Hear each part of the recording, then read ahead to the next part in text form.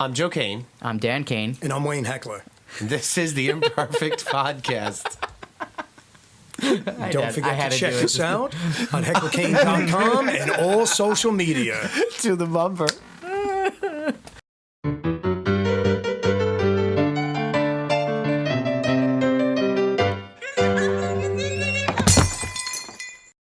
So up today on the Imperfect Podcast, we managed to get Rich Graff of Making of the Mob on AMC. He's Lucky Luciano himself. He's actually an award-winning actor. He was born and raised in the heart of New York City. Did you know that he was also the Gerber baby? I had no idea. That's insane. Yeah. He was one of the Gerber babies. One of the Gerber. I don't know that he was He the grew Gerber up baby. now. He can actually speak. He's not just a Gerber baby anymore. Well, he's not just a picture on a box. So we don't have to have like mashed sweet potatoes ready for this interview or anything? No, but I do crave, the Baby carrots? And the squashed peas every once in a while. I don't know. He got some cool projects coming up. I'm very interested to see what he got in store for us. Yeah, not only he's a really talented guy. He's got a great career going right now. Making of the Mob, as we mentioned, 2 seasons playing Lucky Luciano. And the New York-based one and the Chicago-based one. Chicago. And then from there, he was just in a movie with Heather Graham called My Dead Boyfriend, and he's in the process of producing 2 movies and 2 TV series. So he's a busy dude. We really appreciate him taking out the time to come speak with us. I have to give a huge shout out to Carolyn Sames on Twitter, who hooked us up. She does PR on Twitter for a lot of folks. She's been really kind to us. She's one of our biggest fans and proponents. So Carolyn, thanks for introducing us to Rich. Here's the interview. Hey, Rich, welcome to the Imperfect Podcast. Thanks for joining us. Thank you guys for having me. Thank you very much. And we know you're a fellow New Yorker. So we're out here on Long Island. And but where did you actually grow up? You're in the city, Jersey? Where'd you grow up? So I was born in Brooklyn, but raised in Queens. My parents still live in Howard Beach. They still have a house there. I was first raised in Ridgewood, Queens. And now I just live in the city, reside in the city. I'm in Los Angeles quite a bit, of course, for work. That's awesome. We're, like I said, we're out here on Long Island. And it's great to connect with local talent and actors. And you've obviously, your career has been just on a rocket ship since joining Making of the Mob on A&E. And but before we get to that, how long have you been acting, and where did that come from? And were you did you ham it up when you were a kid, or like? Well, he was a Gerber baby, correct? Yeah. Right? Yeah. Oh, it's a strange story. There was like someone in the lobby of the hospital, and as my parents were bringing me out, they offered to put me on the Gerber list. I don't know where they saw me or who saw me or who connected us together, but very kind of strange story. But that's been my life, really. I've just always been geared toward stories. Film. As a child, I would go to the movies on a Saturday for the matinee at about 10 a.m. and I would leave half blind at about 8:30 p.m. Spent the entire day there. Rented every movie that probably ever existed as a teenager. Just always, intrinsically loved the storytelling part of film and TV. Your educational background. Any professional acting classes? Did you train professionally, or is this just a natural ability that you've come to? I think we all have something about us that draws attention to us, and this, whatever it is about us. But, I've been with some really great acting teachers. Wynn Hanman, for one, who's taught everyone from Red Buttons to Richard Gere. I was at T. Schreiber Studios. There's a lot of, I went to a lot of studio and professional acting school. I actually got my graduate law degree before I even started acting. My bachelor's degree is in literature and writing, and then I went on for my graduate law degree after that. So I did not even get into acting until about 6 years ago. Gotcha. So you were doing the brains before the brawn. Then you were cast in your first television role, right, as detective on the Law and Order Criminal Intent?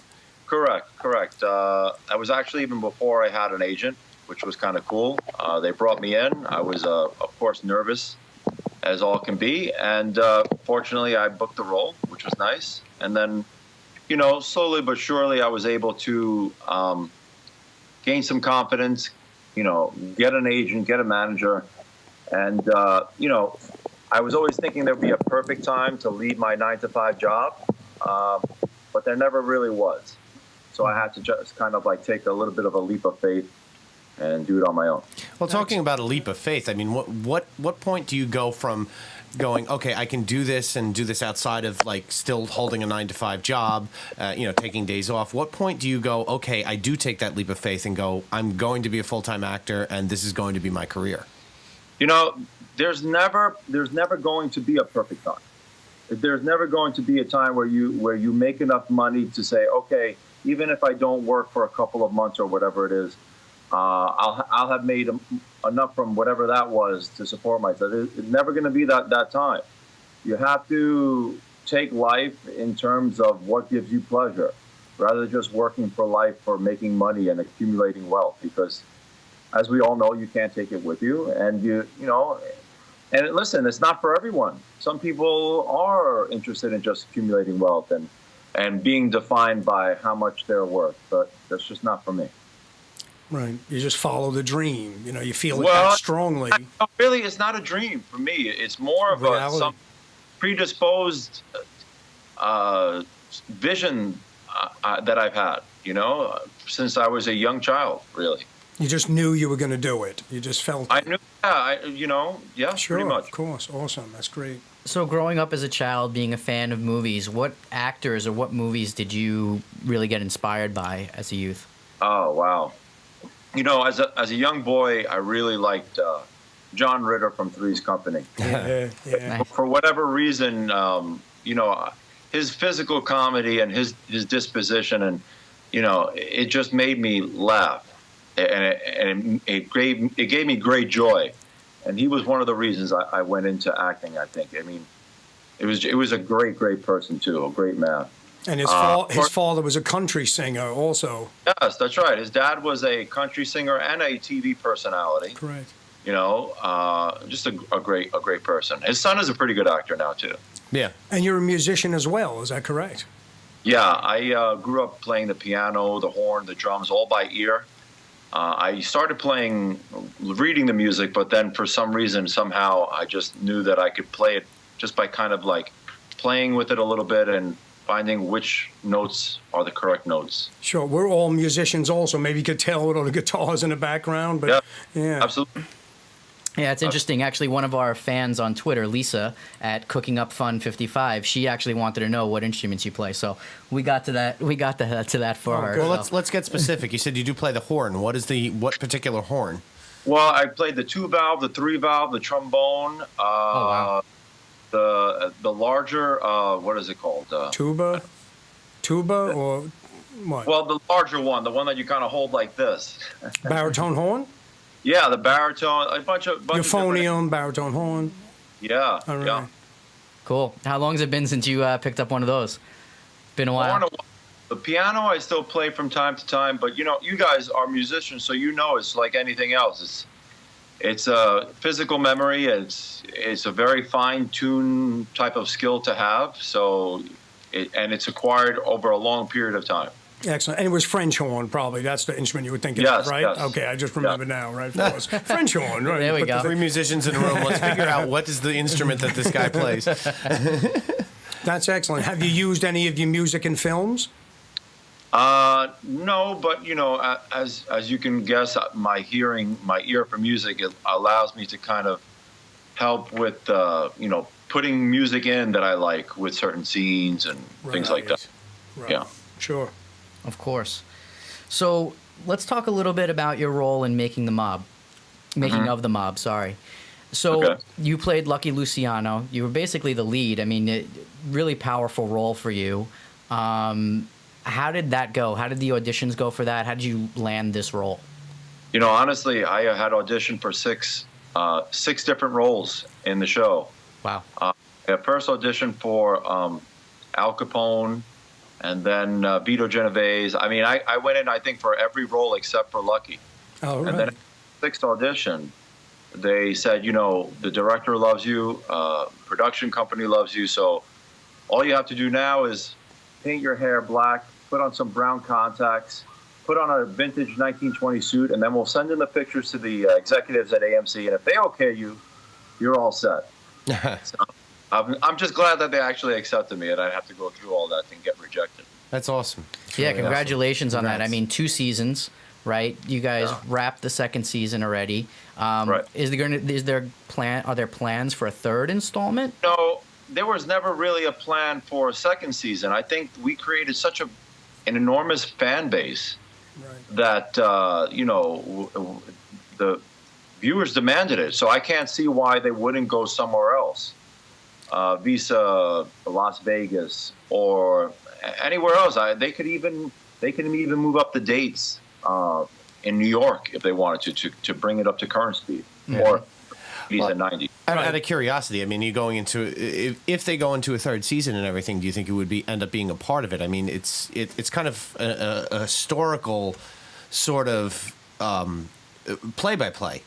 So looking at it that way, how far do you think Lucky Luciano would be able to continue on? I'm the type of person that I would rather see something rest well than try to resurrect something and kind of destroy what was laid out already. Mm-hmm. I think you did a fantastic job, and to go back and to ruin what we already did. I mean, listen, if it's done the right way and the writing is good, then that's fine. But I'm not just going to take a job just to kind of, like I said, to bankroll, and I don't want to be typecast either. Like Robert De Niro and a couple of other actors, they played, yes, a lot of tough guy mafia roles, but they also played like Robert, what was the film that he did where he was in the hospital with Robin Williams, which I always... Patch Adams. No. Hero. It was Awakening. Awakening. Right, exactly. Sorry, I'm thinking of the wrong film. I was thinking yes. Best films ever. Absolutely.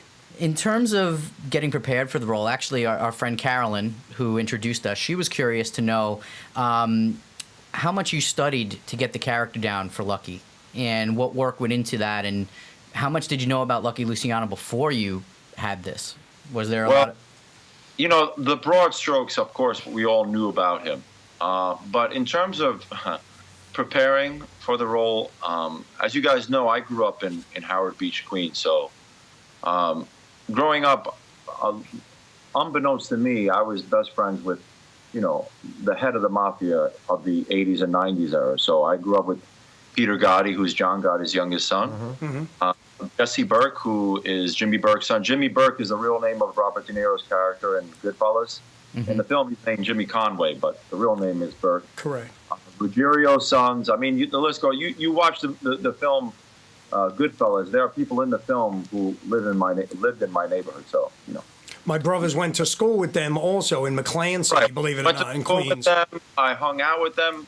I lived around the block from John Gotti. So John Gotti and Sammy Gravano used to walk around the block and say hello once in a while. Right. Gotti used to do the fireworks display every 4th of July out in his neighborhood. Oh, at the Big Bow Wow. I used to go every day. Remember that? Yeah. It was the best. Yeah.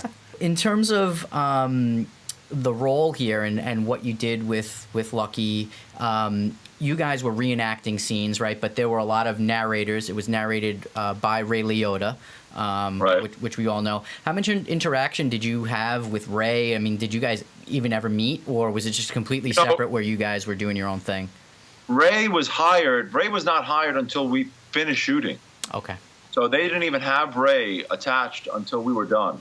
Chaz, I have had a lot of interaction with, especially from when we did the opening, the premiere night. Got a chance to speak with him privately. Really, really great guy. Like him, we were very similar in the terms of the way that we grew up, because, Bronx Tale, it really is how he grew up and the people he grew up around. And I was kind of, the same way, in the sense, I was parking Cadillacs when I was 12 years old for people for money and stuff. Like, it sounds ridiculous. It sounds made up, but somehow true. So let's talk about some of your other projects. You recently wrapped on My Dead Boyfriend with Heather Graham. Yeah. Tell us a little bit about that movie and what it's about. You know, it's actually, for some reason, it got really bad reviews in the Times and a couple of other newspapers, but it's doing really well. I mean, and that happens a lot with good pictures, Sure. with good film. So critics will be really kind of, they'll bash it, but then the public loves it, and that's what's happening with the film. And it's a great film. It's a retro film. We flash back to the 80s, so the costuming is really nice. Heather and John Corbett, they're fantastic to work with. Had a great time with them. I had a great time with Anthony Edwards. Of course, that's his first film that he's directing. Really nice guy. I'm really happy that it's doing well in spite of the reviews that it initially got. That's right. And you played a drummer, right? You were Mary's boyfriend in it. Right. So she comes home to find John Corbett dead, and as she's flashing back in his past, of course, she's in the past, and we're going out, and we're in the same band, and I'm the drummer. Mm-hmm. Cool. Yeah. So how was it working? Of course, dumps me. Of course. Of You course. couldn't be the dead boyfriend. You're the dumped boyfriend. No, I'd rather be the dumped boyfriend. Dead boyfriend. How was it working with Heather? Really, like I said, she's really professional, beautiful, and just really fun to work with. Really, really fun. Yeah. Must have been a great experience to be on that set. How long did shooting for that last? I think it was about 2 months, I'm going to say. Okay. A good 2 months. And it was October, November. So we were filming in the East Village. A little bit chilly, but it was great. I loved it. I'm really happy it was a New York film, that it was filmed in New York, It gives it a nice bite. And I like that Anthony Edwards is directing now. I admire his work. I mean, he's great in Top Gun, Revenge of the Nerds. I mean, it's awesome. And still acting too. I mean, he was just on a large role on SVU and a couple of other shows, so he's very busy. Of course, ER, he did in the past. Sure. Exactly. Yeah, he's got a stellar career. Where can people see that film, by the way? It's on iTunes right now. It's on demand. I think it might have been pulled out of the I know it was in the theaters for the first 2 weeks here in the city. But you can definitely find it. My Dead Boyfriend, directed by Anthony Edwards. Yeah, I would definitely check it out. Cool. Really we'll leave a link for people on our site as well if it's on VOD, so we can get people to check it out. So, what's your next project? What's in store for you for the future? What are you doing? You're directing, producing? I'm producing a lot of stuff that I'm actually going to be in. So I have a couple of great films that I'm producing, and I also have a couple of good shows. The two films, one is Amaranth, directed by a very young but very talented director called Mark Schoonmaker. And it's a kind of apocalyptic end of the world, but bringing together humanity kind of film. So you can name numerous films like that that are going on now. And we have a great cast. I can't name anybody yet, of course. We have a great director. We have a budget in place. And we're going to be scouting locations in Mississippi to start filming possibly within 6 months. Cool. Excellent. Yeah, So we wish you success on that. That's great. Yeah. And another film I'm very excited about is Mr. Chicago. And it deals with the life of a man named Gary Gold, who used to be the right-hand man of Mayor Daley and his constituents in the 60s, 70s era of Chicago. So you can imagine the murder and the money laundering and the melee that was going on at that time, and that still goes on, of course, everywhere, but in Chicago. And the interesting thing about criminality and how, in terms of the government in Chicago, there's not a lot of dirty laundry coming out of there. People don't really like that. And Gary actually had to leave Chicago for 25 years because he had wrote that book and the script. And now it's coming to fruition. The script is amazing script. We have a couple of people attached to it already. I know Michael Madsen. We've been talking to him. We've also been talking to who is the mafia down in Goodfellas? His daughter's an actress. I can't think of his name right now. Paul Savino? Paul Savino? Yes. Yeah. He loves the script. So yeah, he's a great actor. And he's really good. Oh, yeah, I loved him. Yeah. One of the two TV shows that we're making is called The Undetected. And I've been working on this with Rennie Sharp, who's the producer of it, for about 6 years that he's been holding on to this. And so they're actually meeting with investors right now in New Orleans as we speak, and we're going to get the ball rolling on that as well. Excellent. And then I have another pilot that should be coming out called Dead Exit, which is based upon a graphic novel, comic book kind of TV show. Yeah. So there's a bunch of things that I'm working on. Of course, as you guys know, if you don't start creating things on your own, then you're going to be left behind. Right. So that's what I've been doing for the last 2 years or so. Well, you're a busy guy, man, and your work is proving itself. I mean, you've been, like we said, your career has kind of taken off like a rocket ship. I know you're capitalizing. I mean, kind of like when when the momentum shifts, you gotta keep up with it and keep going. What tips do you have for anybody in indie filmmaking looking to break in? I mean, about maybe getting, how you got some of your projects sold, how you're getting them produced. What tips do you have for any indie filmmakers out there looking to get their work found? You have to just find people who are going to do it the right way. There are a lot of colleges out there, New York Film Academy, all these kids that are looking for talented people to create a piece. So, you find actors that are, willing to take very little money or no money, but to create something great, maybe it'll get into some festivals. And that's the way it's done. Right. I mean, a lot of things that are produced take way too much money and make very little money. They bring very little money back. And I don't know how it keeps on going on. The thing that Hollywood is doing incorrectly is thinking that they're going to make a lot of money if a large name is attached. And it's not happening. And it hasn't been happening for the last 10 years. Yeah. So, I'm not waiting for them to wake up about it. So I'm just going to do my thing. I'm going to make some great movies. Everything that I've done has won awards. And, that's the one thing that you can do. Create good content, and somebody will come to you and buy it from you. Of course. Excellent. Yeah, that's great advice. I don't even know where to go from there. I mean, that's a poignant point. That's a great thing. Rich, thank you so much. Thank you, guys. This has been awesome. Talking to you. I want to say thank you to Carolyn, of course, my PR on point, for introducing us. I can't thank her enough. Carolyn Sams in Las Vegas. Exactly. And you guys, whenever it is when you want to contact me again. We'll do, Rich. We'll be looking forward to seeing more of your work and your new films and all that good stuff. It was a pleasure talking to you. And thank you. Thanks for joining us. All right. Take care. Thanks, Rich.